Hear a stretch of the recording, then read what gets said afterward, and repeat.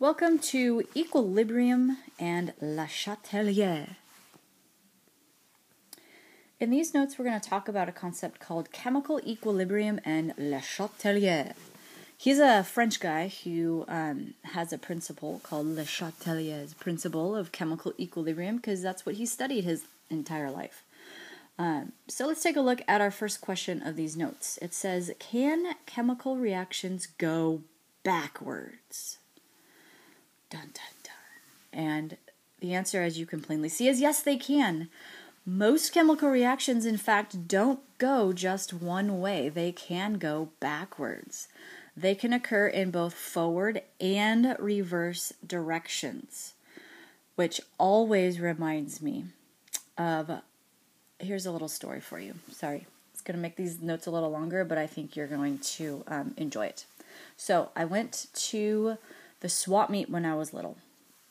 And there was this little Asian guy, cutest little guy ever. He was like Asian grandpa.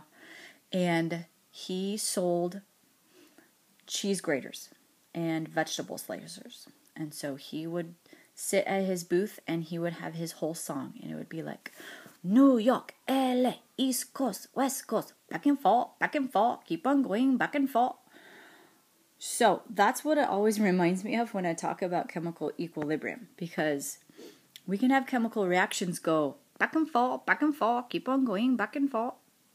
Okay, so there we go. We've got a double arrow here that represents a back and forth little chemical reaction. So this is an example. Nitrogen plus hydrogen can make ammonium, but ammonium can go backwards and decompose into hydrogen and nitrogen too at the same time. So we can have a little back and forth action. So yes, chemical reactions can go backwards. Okay, so if chemical reactions can go backwards, then we have to talk about a concept called chemical equilibrium. Okay, which is something that occurs in reversible reactions, which are the ones that go back and forth, keep on going back and forth. Okay, so when the forward rate, okay, equals the backwards rate, okay, that's what we call chemical equilibrium. So basically they're going the same speed. So in this chemical reaction right here of iron and cyanide, okay, here's the forward reaction of iron and cyanide getting together to make iron cyanide. And then it can also go backwards to break apart into the ions. So when the forward rate equals the backward rate, okay, they're going the same speed, not one of them's not going faster than the other, then that's what we call chemical equilibrium. So going forward is the same speed as going backward. Okay, so that's what we call chemical equilibrium. So here we come to Le Chatelier's principle about chemical equilibrium. This French guy right here. There he is. Okay, so he studied chemical reactions all his life. We'll just say all his life. I mean, who knows? But he studied chemical reactions all his life. And here is what he found. When a reaction is at equilibrium, meaning the forward rate and the backward reaction are going the same speed, okay? If you have one that's like, nice and equal, and you subject it to a stress, you totally stress it out, like, okay, stress it out. Now, the way that you stress out a chemical reaction is probably different than the way that you get stressed out.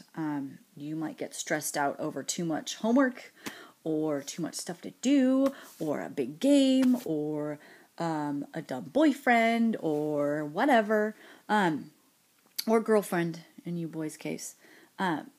Chemical reactions don't have those things. This is how you stress out a chemical reaction. You either decrease or increase the reactants, products, temperature, or pressure.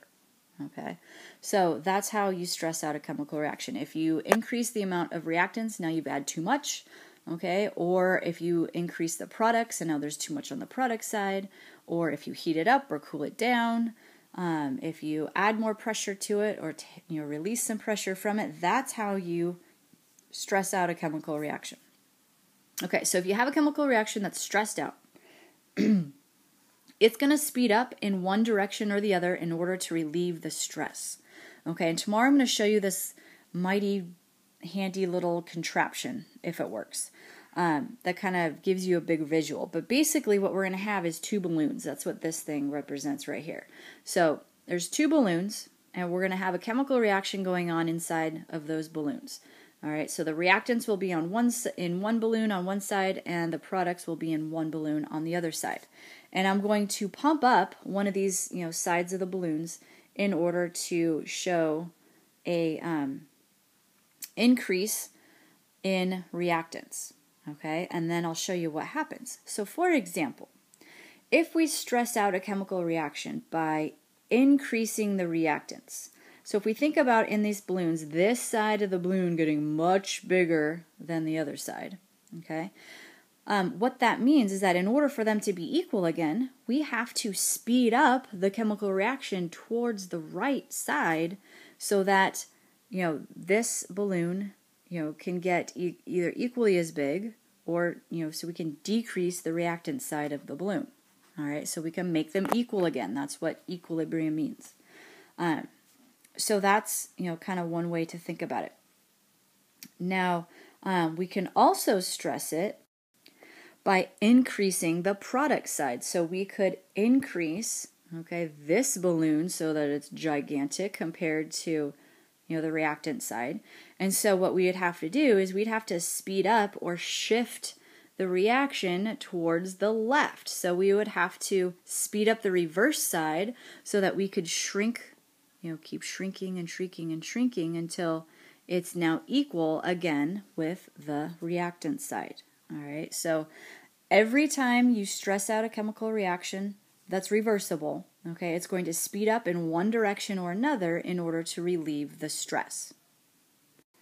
All right, the last example that I'm going to give you is this one here, decreasing reactants. So it works the same way. So say we actually, we poke a hole in this balloon and we let out air, so that this kind of shrinks down. It's a little itty bitty. Okay, so in order to get that pumped back up again so it looks like the reactant side, we're going to have to, oh wait, I did the wrong side, silly me. Hold on just a sec. Let's say, so decrease the reactants is this side. Duh. We're going to poke a little hole in it, and the air is going to come out, and so this side is going to decrease. Itty bitty. Okay, so again, to pump it up to the regular size, we're going to have to again shift that reaction towards what we call the left. Or we're going to have to speed up that backwards reaction in order to make more reactant so that we can pump up that side again to be equal to the other one. Okay, so we're going to work with this tomorrow in both visual, kinesthetic kind of thing with my little air pump thing that you'll see. And we'll also work on it, working through a little worksheet. All right, so we'll see you tomorrow.